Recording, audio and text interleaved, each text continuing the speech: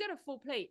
So how do you juggle all of that amidst that deep dependence on the Spirit to guide you in the daily weakness and the countless to-dos?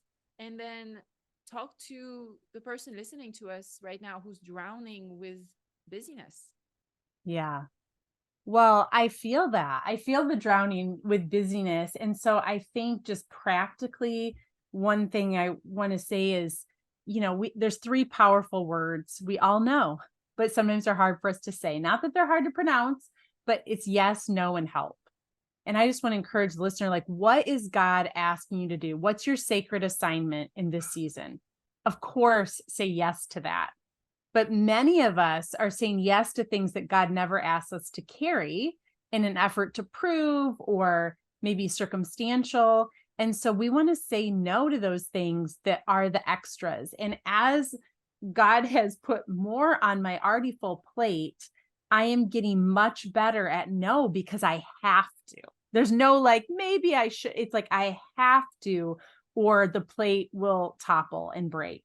And then Yeah, I and think the, may I just yeah, add to that? Because, I think over the years, we've heard a lot of maybe unhealthy teachings that if you show up, to do all the things, then God is going to somehow enlarge your plate.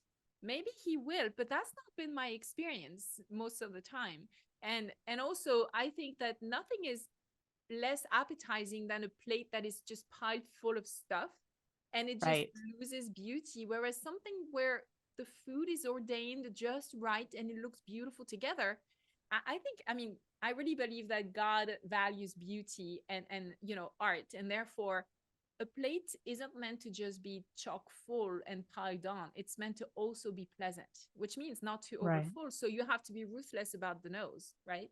Absolutely. And also the help. I'm in a season where I had to sit down, with some of my teen kids. And I said, listen, I am always your mom, but I'm getting ready to go to a job where I can't get to you quickly. Dad is much closer in proximity to you. And you guys are both at the age where you need to take on more responsibility. And so figuring out your schedule, like put it in our family app, like there's going to be more for you to do, but it's actually a really good thing because as you're becoming young men, this is a natural progression. But our circumstances right now are forcing that lesson maybe even faster, but they are rising to the occasion. There's bumps in the road for all of us. Like if it's not in the family app, it doesn't exist, right? If your work schedule is not in there, we don't know there's work. But it's giving an opportunity to delegate. And Stephanie, I think for many people, asking for help is hard, especially in our culture, but it's not weak. It's actually very wise. But I think what we have to realize as we delegate, it might not be done exactly the way we would do it, but that's okay. It provides room for growth.